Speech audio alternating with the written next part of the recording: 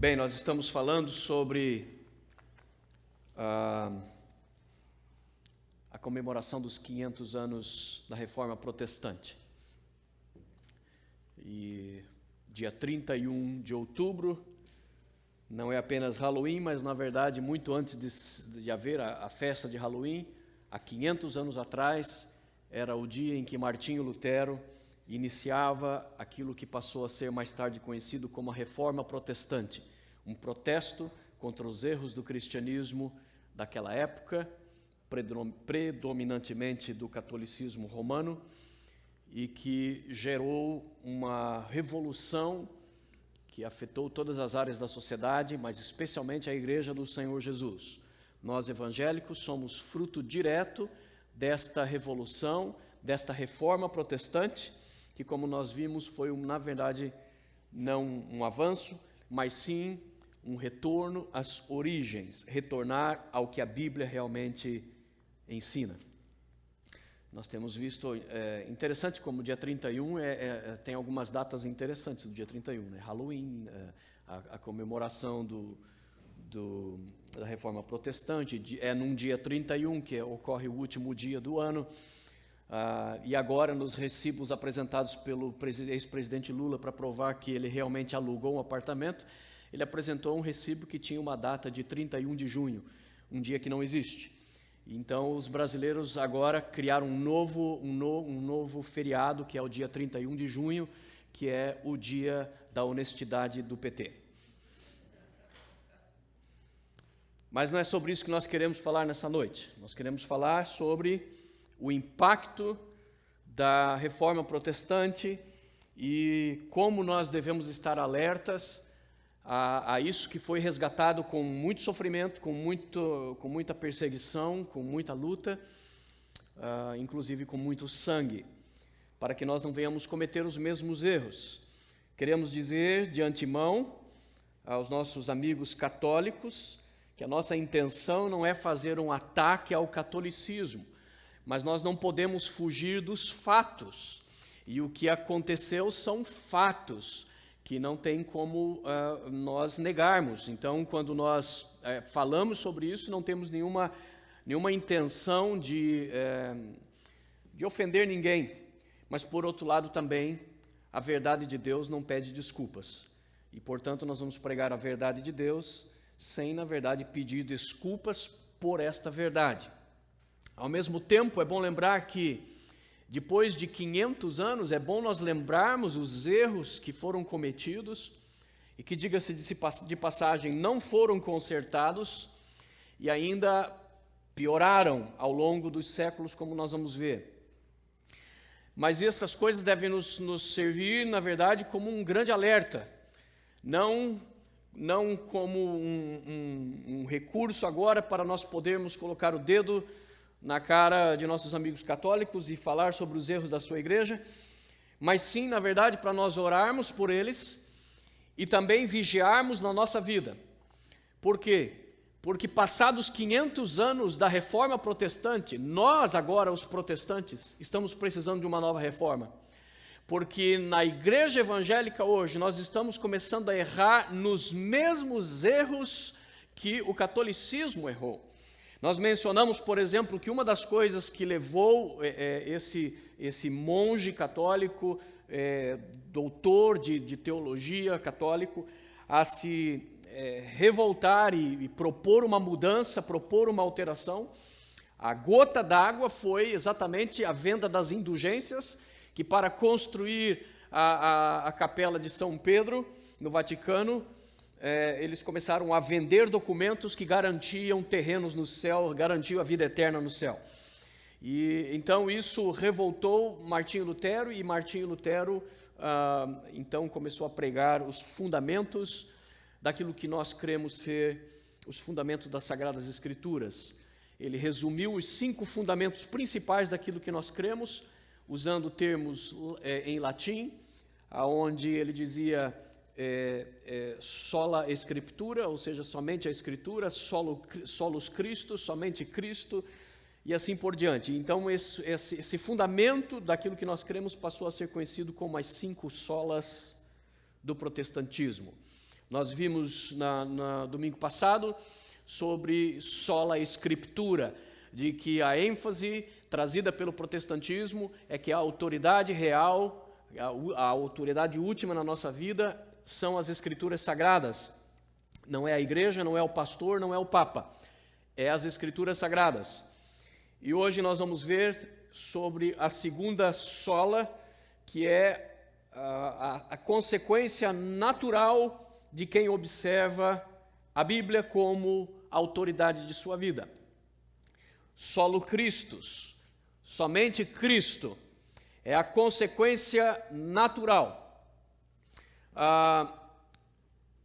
Existe uma incoerência muito grande num discurso intelectual, de muitos pastores, inclusive, hoje em dia, onde eles tentam, devido à pressão da sociedade, que afirma que a Bíblia está ultrapassada, de que muitos dos valores hoje, especialmente trazidos pelo movimento, pela revolução feminista, começada nos anos 50, 60, e nos anos mais recentes pela revolução homossexual, isso tudo tem trazido um clamor da sociedade contra as Escrituras. Então, muitos pastores, para ficar bem com a sociedade, eles estão usando um discurso onde eles dizem que o que a Bíblia mesmo diz não é tão importante, e muitos pastores, inclusive, começam a pôr em dúvida a inspiração da Bíblia Sagrada, dizendo que talvez ela realmente contenha erros, talvez ela esteja ultrapassada em muitas coisas,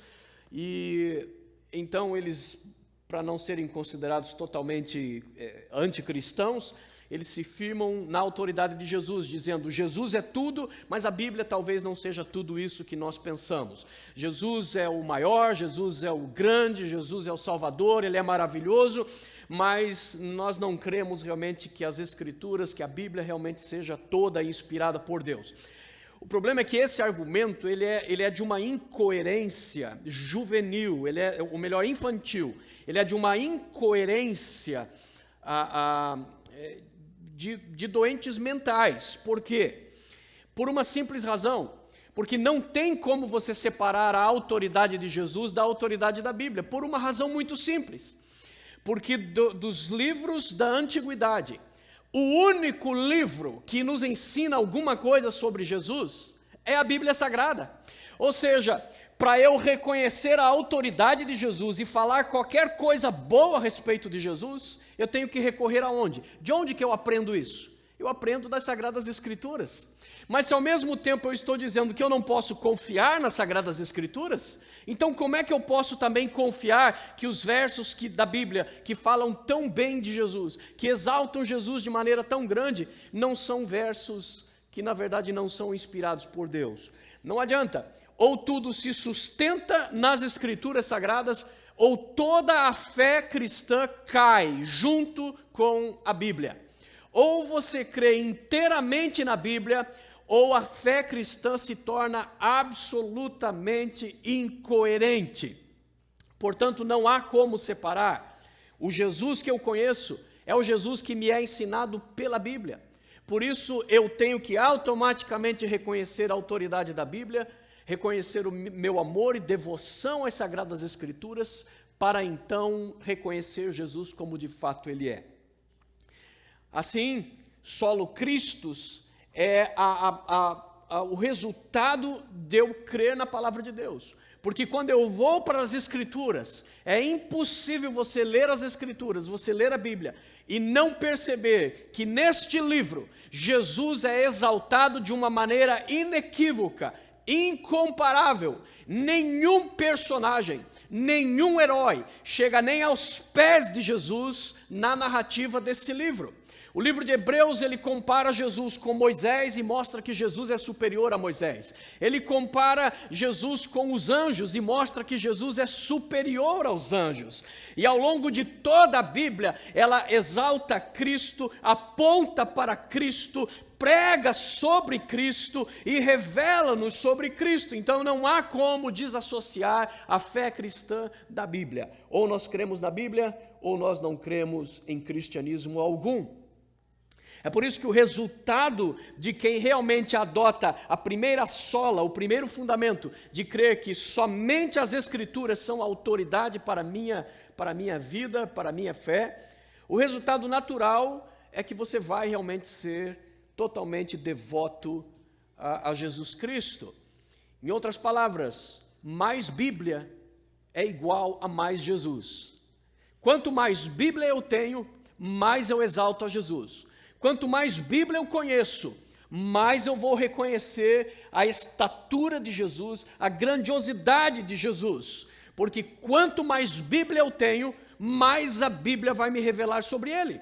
Porque afinal de contas, da boca do próprio Jesus, ele disse que as Sagradas Escrituras, elas têm exatamente, precisamente esta função.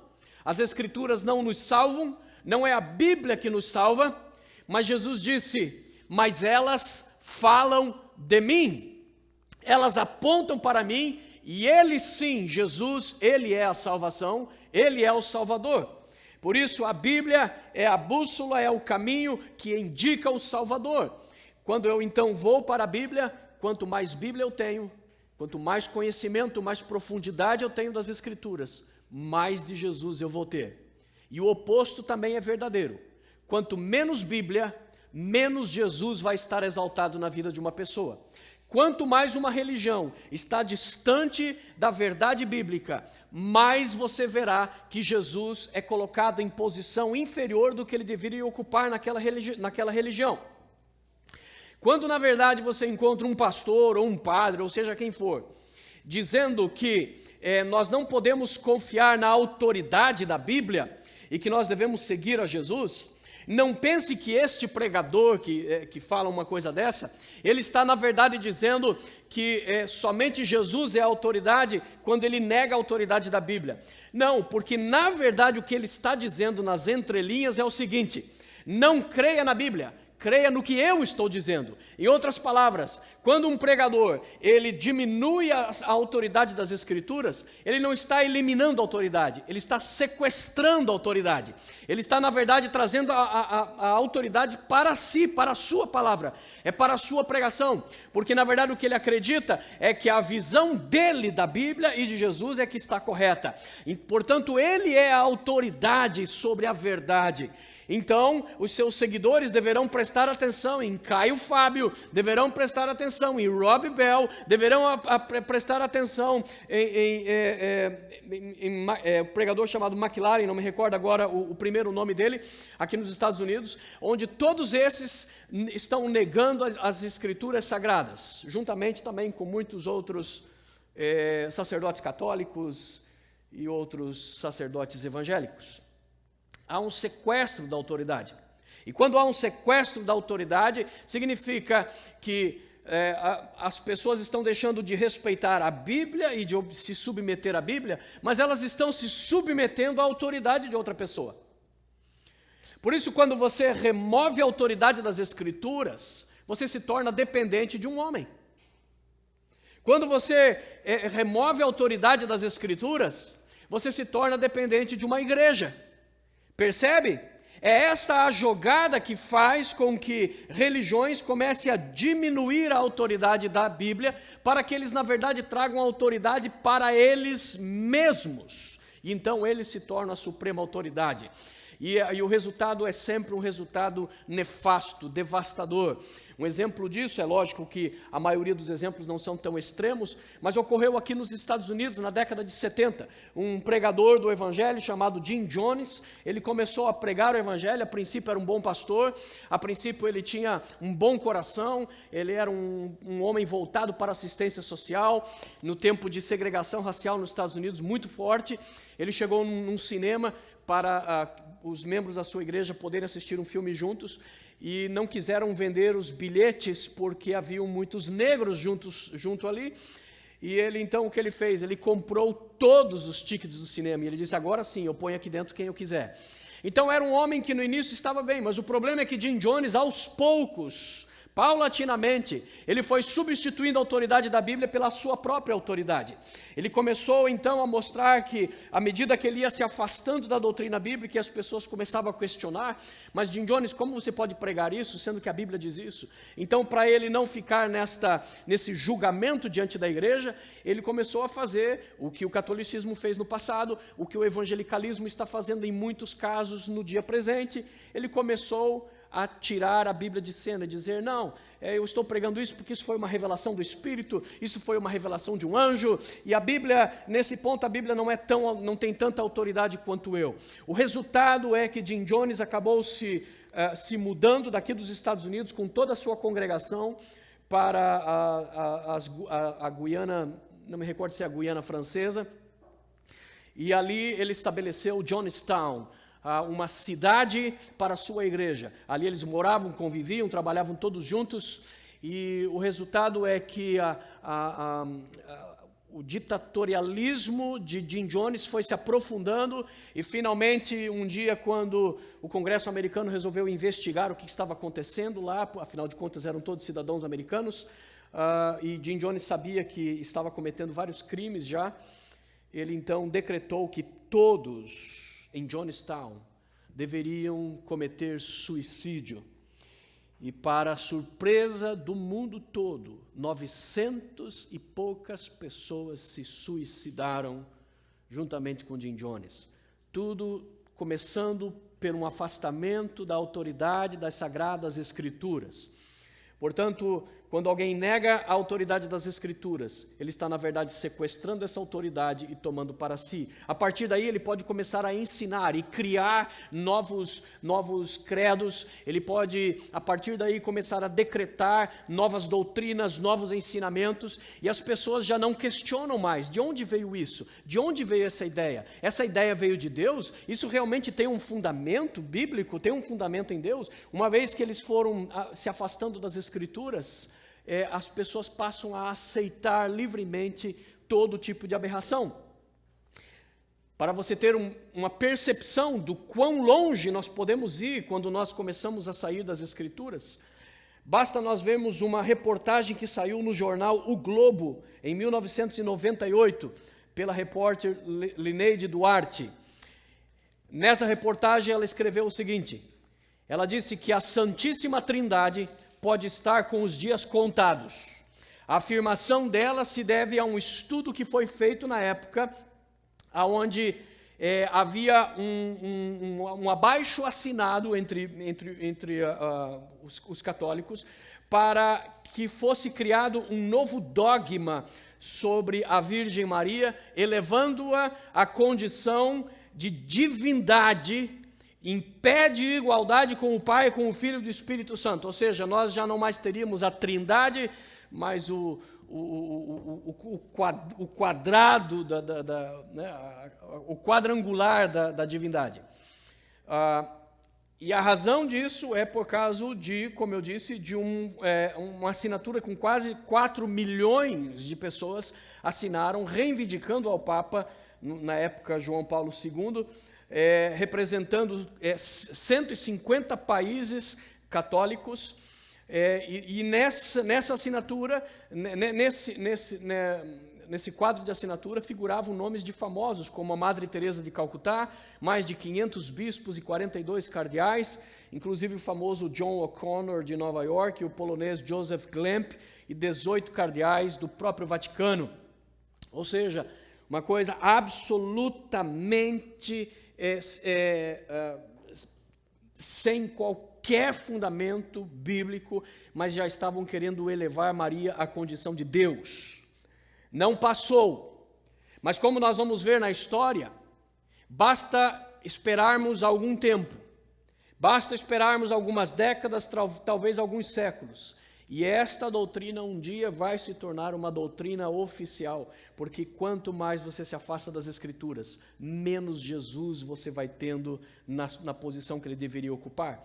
Um exemplo disso são a autoridade concedida ao Papa, onde afirma a Igreja Católica que o Papa, as decisões dele são infalíveis. Ou seja, quando o Papa decreta alguma coisa, fala a respeito de uma doutrina, ele é como se fosse um apóstolo com a mesma inspiração das Escrituras e, portanto, a palavra de um Papa tem o mesmo peso, ou maior, na verdade, do que as Sagradas Escrituras. E é isso que passou a dominar o cristianismo até chegar no tempo de Martinho Lutero, e como nada mudou, continua até nos nossos dias dentro do catolicismo romano. Ou seja, eles até acreditam nas Escrituras Sagradas, mas eles têm os dogmas muito acima das Escrituras. E nesses dogmas, por exemplo, no ano 431, foi decretado, então, o dogma da maternidade divina. Ou seja, eles disseram que se Maria era a mãe de Jesus e Jesus é Deus, então Maria também tinha que ser divina. Então, já lá no ano 400 e pouco da era cristã, já começou a se discutir a questão de que Maria, então, para ela gerar um ser divino, então ela também tinha que ser divina, ela também tinha que ter a divindade. O problema com esse argumento é que esse é o tipo de argumento que então não teria fim. Ele faria, na verdade, com que toda a linha de ascensão de Jesus e de Maria fosse então divina. Por quê? Ora, porque se para uma mulher gerar a Deus, ela também tem que ser uma deusa. Então, se Maria é uma deusa, então significa que para a mãe de Maria gerar Maria, ela também teria que ser uma deusa. E para a mãe de Maria ser uma deusa, então a avó de Maria também. Ou seja, você vai retroagindo e esse argumento simplesmente vai então fazendo com que quase toda a linhagem, praticamente toda a linhagem, até chegar em Eva, seja de deuses.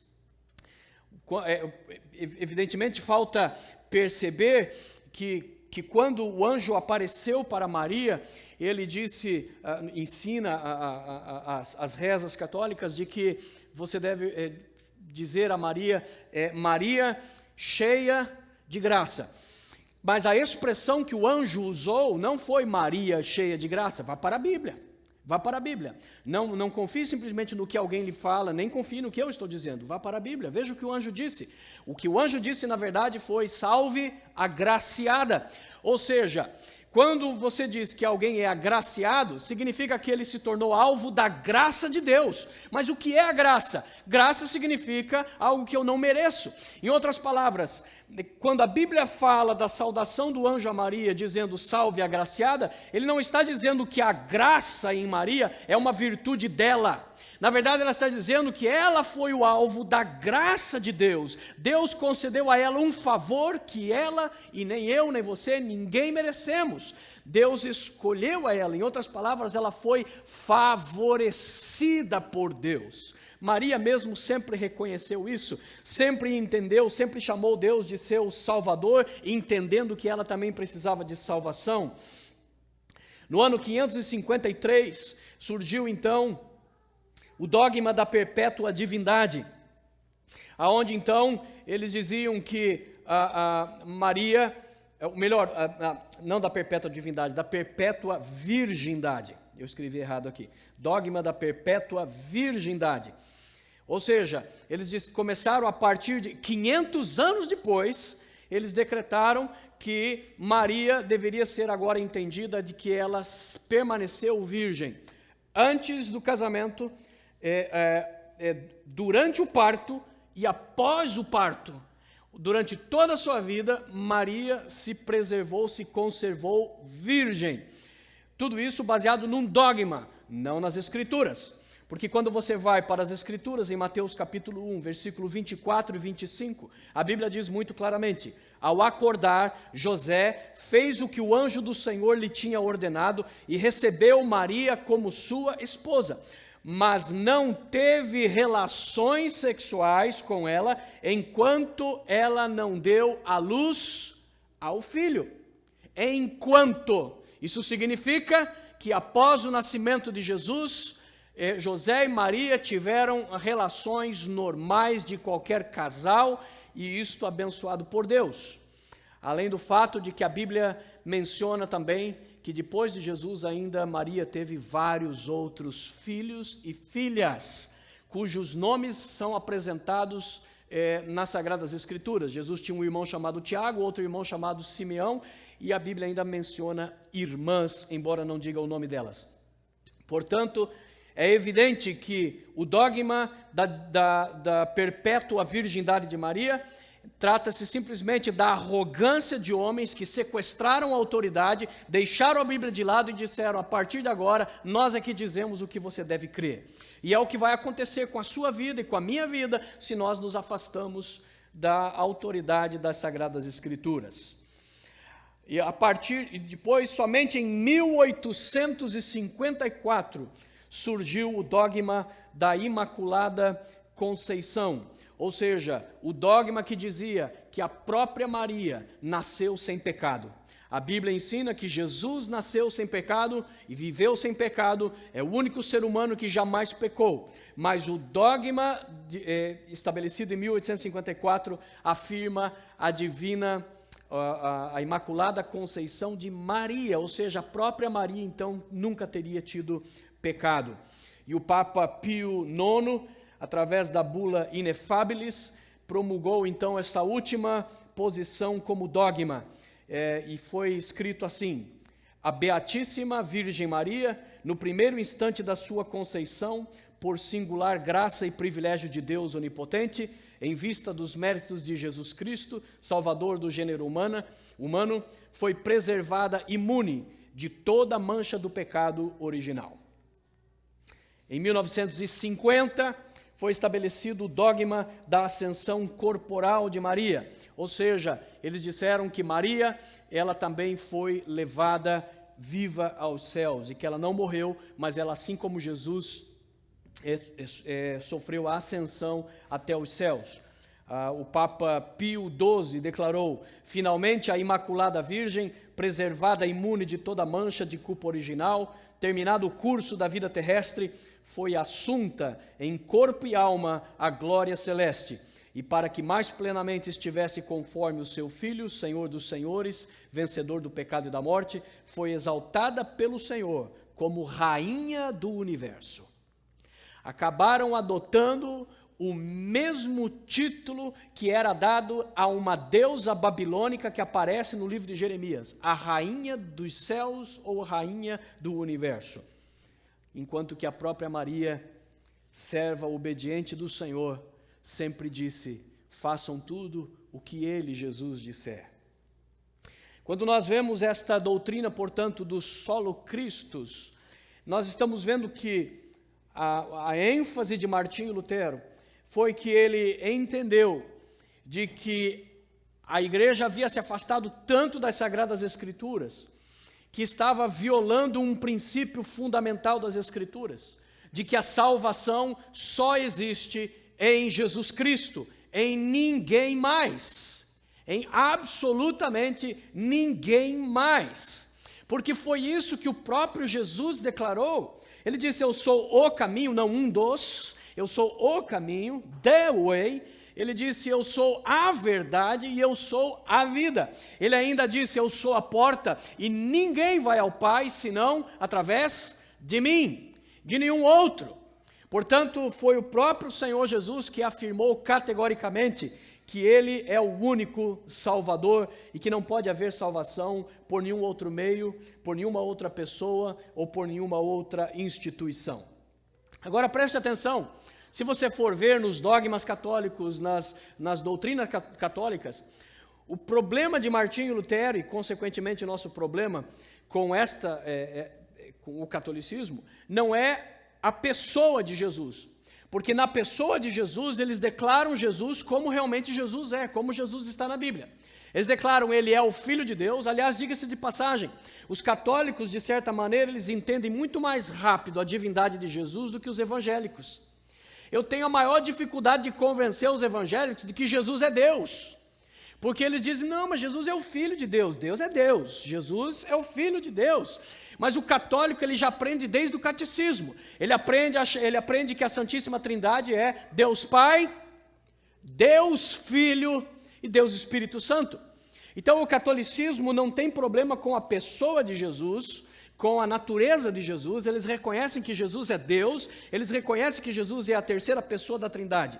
Mas o problema que Martinho Lutero confrontou é quanto à obra de Jesus Cristo.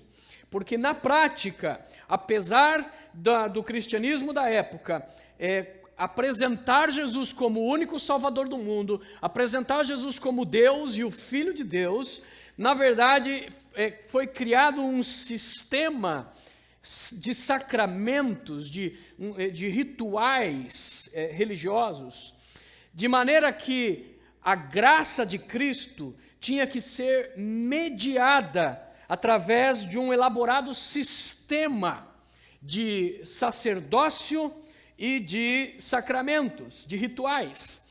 Em outras palavras, a igreja sequestrou a graça de Deus de uma maneira que eles reconhecem que Jesus é o Salvador e que pela graça de Jesus nós somos salvos, mas na prática a igreja estava dizendo o seguinte: mas você só recebe esta graça se você for batizado na igreja católica.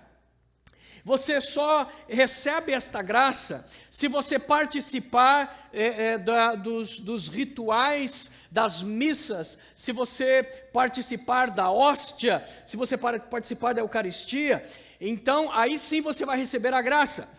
Ou seja, com isso, se uma pessoa não fizesse parte da igreja católica, ele não seria batizado, seria proibido ele se batizar, seria proibido ele participar da ceia, que seria o equivalente à ceia nossa, consequentemente, ele estaria sem salvação. Ou seja, fora da igreja católica não há salvação. E isso acabou se tornando o dogma dentro do catolicismo. Eles criaram um sistema onde, na verdade, eles determinavam sobre a vida do indivíduo, do nascimento até a morte, e, na verdade, até a eternidade, que é a igreja que controlaria tudo. Por isso que foi criado o batismo de crianças, enquanto na Bíblia nós encontramos que o batismo ele tem que ser feito numa idade onde a pessoa seja capaz de se arrepender, crer e então ser batizado, portanto tem que ser numa idade não de um bebê. Mas então foi criado o batismo de bebês, por quê? Porque eles queriam ter o controle sobre a vida das pessoas desde o nascimento até a morte. Porque no nascimento você só se torna cristão se for batizado, de acordo com essa doutrina, e na morte você dependia da extrema unção, ou seja, você dependia da bênção do Padre nos momentos finais para que você pudesse entrar no céu. E mesmo se você ainda na eternidade, você não fosse para o céu direto, você fosse para o purgatório, que seria uma espécie de intermediário entre céu e inferno, não é nem céu e não é nem inferno, e se você fosse para o purgatório, aí pela autoridade da igreja, pelas orações da igreja, pelo acender de velas, você poderia então encaminhar aquela vida do purgatório para o céu. Em outras palavras, o que Martinho Lutero percebeu é que a igreja reconhecia que Jesus era Senhor, mas na verdade, na prática, a verdadeira senhora de tudo era a igreja. E Jesus já havia falado isso antes, porque ele disse: por que você me chama de Senhor, Senhor? Essa expressão significa Senhor para cá, Senhor para lá, se na verdade você não faz o que eu mando. Em outras palavras, é nulo quando você chama Jesus de Senhor, mas você não obedece o que ele diz. E na prática era o que o cristianismo estava fazendo, chamava Jesus de Senhor e declarava a doutrina sobre a divindade de Jesus perfeitamente, mas na prática Jesus não era Senhor, a igreja era a senhora de todas as coisas.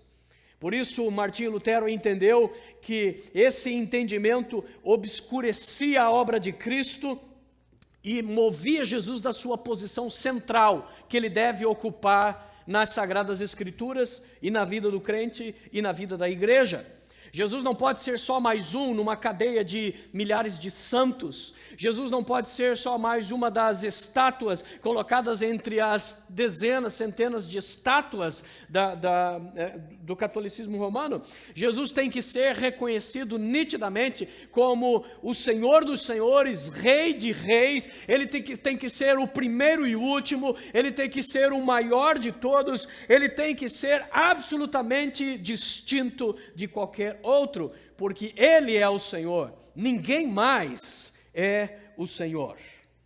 O texto que nós lemos inicial, justamente aparece Pedro falando em Atos capítulo 4, versículo 12, e fazendo esta afirmação. O incrível é que Pedro, ele é apontado pela Igreja Católica como o primeiro Papa. Então nós temos, na verdade, o primeiro Papa, segundo essa ideia, afirmando categoricamente, com todas as letras, de que não há nenhum outro nome pela qual nós possamos ser salvos, a não ser o nome de Jesus. Portanto, é claríssimo à luz das Escrituras, de que debaixo do céu, Deus não nos deu nenhum outro nome pela qual nós possamos ser salvos. É só Jesus ou não é nada. É Jesus ou não é ninguém. Portanto, a afirmação da base da nossa fé, solo Christus, é somente Cristo, significa uma afirmação de que a salvação é somente em Jesus Cristo, independente da igreja. A igreja pode ter um papel importante na salvação do indivíduo, mas a salvação não ocorre por causa da igreja, ela ocorre exclusivamente por causa de Jesus. O apóstolo Paulo diz, pela graça nós somos salvos por meio da fé, não por meio da igreja, não por intervenção ou intermédio da igreja, é por meio da fé. É uma relação individual, é uma relação pessoal. A prova disto é que nós, por exemplo, evangélicos, nós não batizamos alguém para ser salvo. Nós primeiro conversamos com essa pessoa para ver se ela já entendeu o Evangelho, se ela já recebeu Jesus no seu coração e se ela já é salva. E então nós batizamos, porque nós não batizamos para salvar, nós batizamos os que já são salvos. Esta é a ordem correta das Escrituras. As pessoas que nós batizamos, depois nós recebemos na igreja, nós os tornamos membros da igreja. Isso significa que a salvação aconteceu do relacionamento da pessoa com Jesus, independente da igreja. Só depois, na verdade, de terem recebido Jesus, serem batizados nas águas, é que estas pessoas passam a fazer parte da igreja de Jesus Cristo. Portanto, não é a igreja que salva, Jesus Cristo é quem nos salva. Quando nós olhamos para as Escrituras, nós vemos claramente a supremacia de Cristo. Cristo é incomparável. Cristo está no centro de toda a Bíblia. Toda a Bíblia is all about Him, é totalmente sobre Ele. Para você ter uma ideia, na primeira parte das Escrituras Sagradas, que é chamada de Velho Testamento, elas servem apenas para dizer, o Salvador virá, nós precisamos de um Salvador, sem um Salvador nós não conseguimos a nossa própria salvação. A segunda parte das Escrituras é simplesmente para dizer, o Salvador veio, sigam aquilo que Ele ensinou, sigam aquele que Ele disse. Ou seja, a Bíblia toda aponta para Jesus. Moisés apontou para Jesus, Abraão apontou para Jesus, Davi apontou para Jesus. Jesus disse para os fariseus, Abraão viu o meu dia e se alegrou. Ou seja, ele estava falando que o pai da nação de Israel apontava para Jesus e dizia, é a ele que vocês têm que seguir. Jesus é o centro de todas as Escrituras Sagradas. Moisés apontou para Jesus, porque ele disse, depois de mim virá um profeta muito maior do que eu, e a esse vocês deverão seguir. João Batista apontou para Jesus, porque ele disse, depois de mim virá um que eu não sou digno nem de desamarrar as sandálias dele. Tão grande que ele é, tão incomparável que ele é o Senhor dos senhores. Davi apontou para Jesus, porque ele disse, a Bíblia diz assim, o Senhor disse ao meu Senhor, assenta-te à minha direita até que eu ponha todos os teus inimigos como estrado dos teus pés. Ou seja, Davi já reconhecia que havia um Messias e ele já fazia e compunha salmos sobre ele. Por isso não é de admirar que quando você vai para o Salmo 22, escrito 1000 anos antes de Jesus, você olha aquilo ali e você pensa que é um relato da crucificação. Você pensa que está nos evangelhos, porque ali está dizendo, começa o salmo dizendo assim, Deus meu, por que me desamparastes? Oh my God, onde é que você ouve essa expressão? Da boca de Jesus na cruz do Calvário. E então o Salmo vai descrevendo, porque Davi sabia tanto que ele tinha um Messias, que o Espírito Santo foi revelando esse Messias para ele, e ele vai descrevendo 1000 anos antes de Jesus, que as mãos e os pés de Jesus seriam transpassados. Ele vai descrevendo que as roupas de Jesus seriam sorteadas através de jogos de sorte. Ele vê ali que Jesus, o seu coração se derreteria, e é isso que os médicos analisam a morte de Jesus e dizem que Jesus morreu por um colapso cardíaco. Ou seja, você percebe 1000 anos antes, a Bíblia apontando nitidamente para Jesus. A Bíblia apontou a cidade onde Jesus iria nascer. Ó Belém Efrata, posta que tu és a menor entre as cidades de Israel, mas de ti virá o Salvador. Ele nasceria de Belém.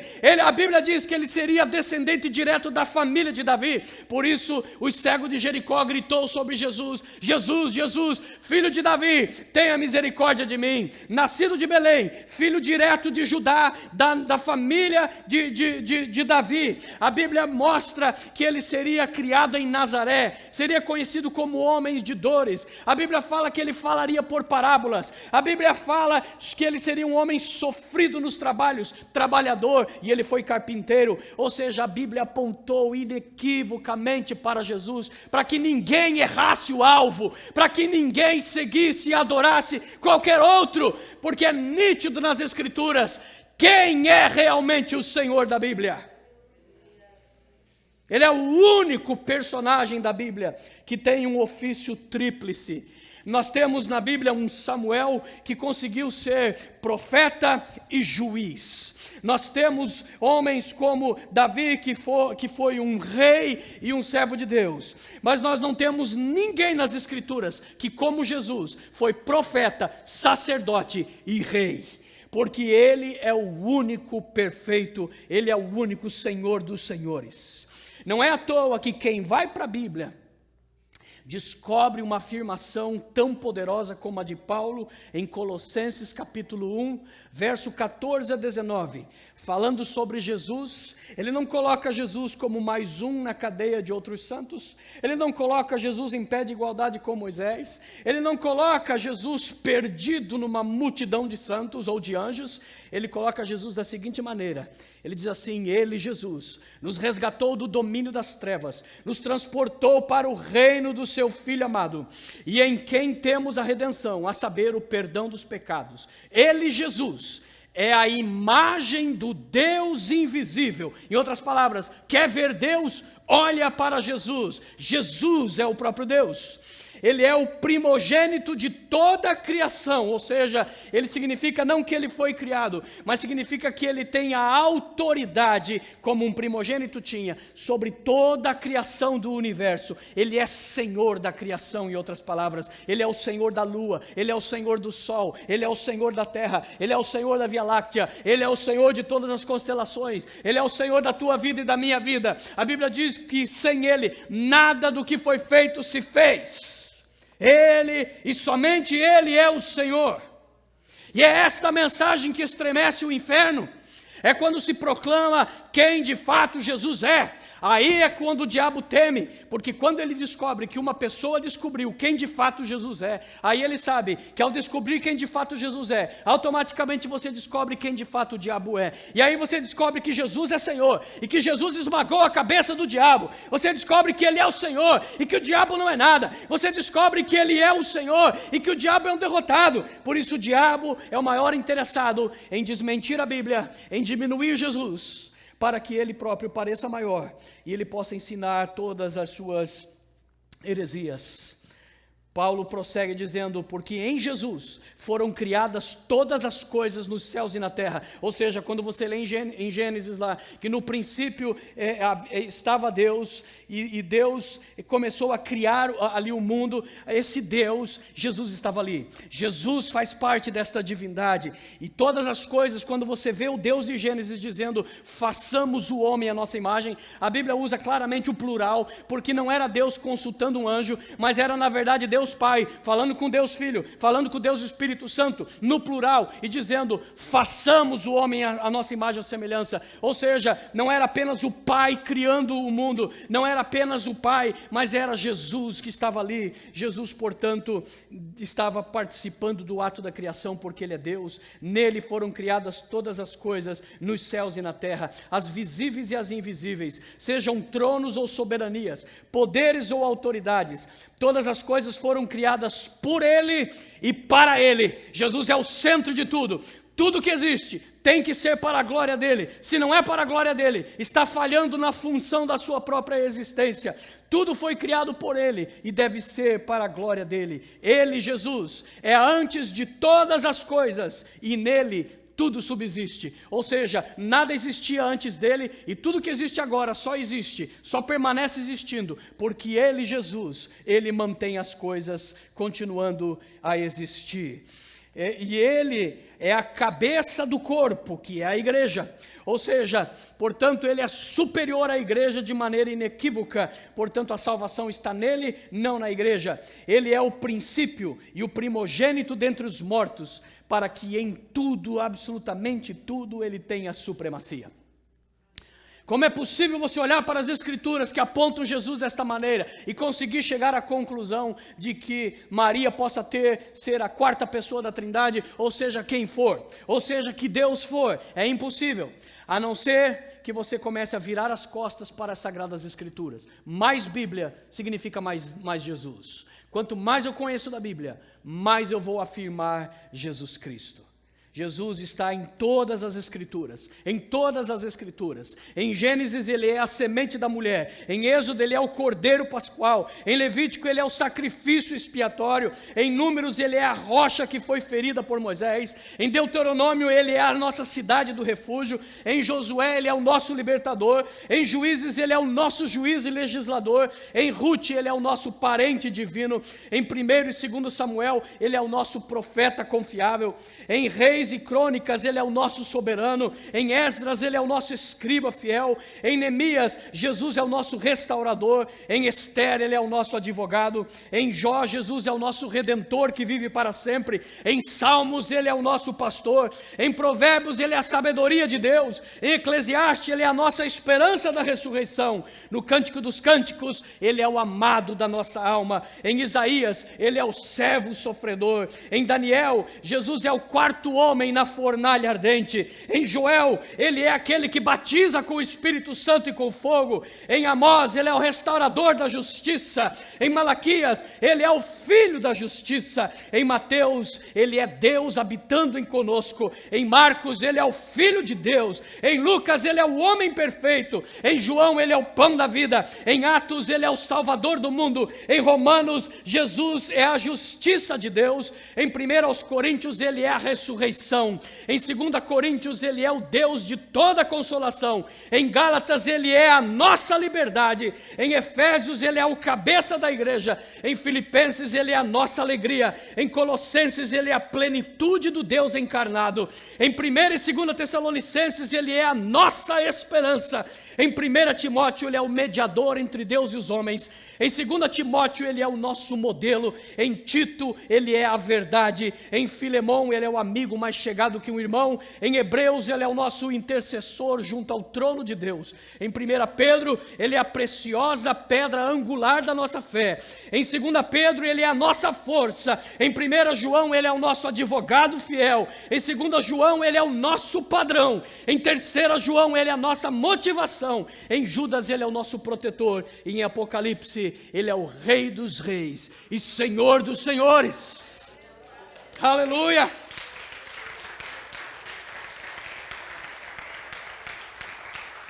É impossível você olhar para a Bíblia e não ver isso. É impossível.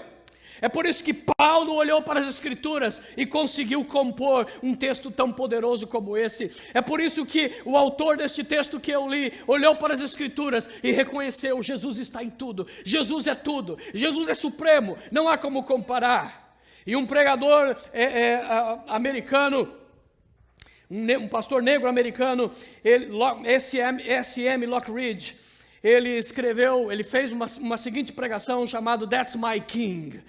E nesta pregação ele disse o seguinte: bem, eu me pergunto se você conhece o meu rei. Você conhece? Não tente me enganar. Você conhece o meu rei? Davi disse que os céus declaram a glória de Deus e o firmamento mostra a obra dele. Meu rei é único, de quem não há meios de medir e nem definir o seu amor ilimitado.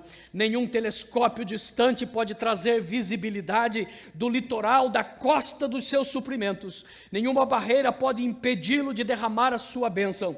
Ele é extremamente forte, Ele é inteiramente sincero, Ele é eternamente firme, Ele é imensamente gracioso, Ele é imperialmente poderoso, Ele é imparcialmente misericordioso. Esse é o meu Rei. Ele é o Filho de Deus, Ele é o Salvador do pecador, Ele é a peça central da civilização. Ele está sozinho em suas qualidades, Ele é honesto, Ele é único, Ele é incomparável, Ele é sem precedentes, Ele é supremo, Ele é preeminente, Ele é a maior ideia da literatura, Ele é a maior personalidade da alta filosofia, Ele é o problema supremo das críticas mais elevadas, Ele é a doutrina fundamental da teologia histórica, Ele é a necessidade carnal da religião espiritual.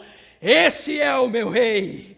Ele é o milagre desta era, Ele é o superlativo de todo o bem que você possa escolher chamá-lo. Ele é o único capaz de fornecer todas as nossas necessidades simultaneamente. Ele fornece força para os fracos, Ele está disponível para os tentados, Ele simpatiza e salva. Ele é o Deus Todo-Poderoso que guia e mantém todo o seu povo. Ele cura os doentes, Ele limpa os leprosos, Ele perdoa os pecadores, Ele descarrega os devedores, Ele entrega os cativos, Ele defende o fraco, Ele abençoa os jovens, Ele serve o infeliz, Ele considera os idosos, Ele recompensa o diligente e Ele embeleza o manso. Esse é o meu Rei. Você o conhece? Bem, o meu Rei é um Rei de conhecimento, Ele é a fonte de sabedoria, Ele é a porta da libertação, Ele é o caminho da paz, Ele é a entrada da justiça, Ele é o caminho da santidade, Ele é o portal da glória, Ele é o mestre dos poderosos, o capitão dos conquistadores, Ele é o chefe dos heróis, o líder das legislaturas, o superintendente dos vencedores, o governador dos governadores, o príncipe dos príncipes, o Rei dos reis, e Ele é o Senhor dos senhores. Este é o meu Rei. O seu ofício é múltiplo, a sua promessa é certa, a sua luz é incomparável, sua bondade é ilimitada, sua misericórdia é eterna, seu amor nunca muda, sua palavra é suficiente, sua graça é suficiente, seu reinado é justo, seu jugo é fácil e o seu fardo é leve. Eu gostaria de descrevê-lo para você, mas ele é indescritível. Este é o meu Rei, ele é incompreensível, ele é invencível, ele é irresistível. Eu vou lhes dizer isso, que os céus dos céus não conseguem contê-lo, e muito menos algum homem explicá-lo. Você não consegue tirá-lo da sua mente, você não consegue livrar-se dele, você não pode ultrapassá-lo e não pode viver sem ele. Os fariseus não podiam suportá-lo, mas descobriram que não podiam detê-lo. Pilatos não conseguiu encontrar nenhuma falta nele, as testemunhas não conseguiram em seus depoimentos concordar contra ele, Herodes não podia matá-lo, a morte não podia lidar com ele e a sepultura não poderia segurá-lo. Este é o meu Rei, ele sempre foi e ele sempre será. Isso significa que ele nunca teve antecessor e ele nunca terá um sucessor. Não há ninguém diante dele e nunca haverá ninguém após ele. Você pode acusá-lo e ele não vai se demitir. Esse é o meu Rei, esse é o meu Rei. Dele é o reino, o poder e a glória. Todo o poder pertence ao meu Rei. Estamos por aí falando sobre o poder negro, o poder branco, o poder verde, mas no final tudo o que importa é o poder de Deus. Dele é o poder, sim, e a glória.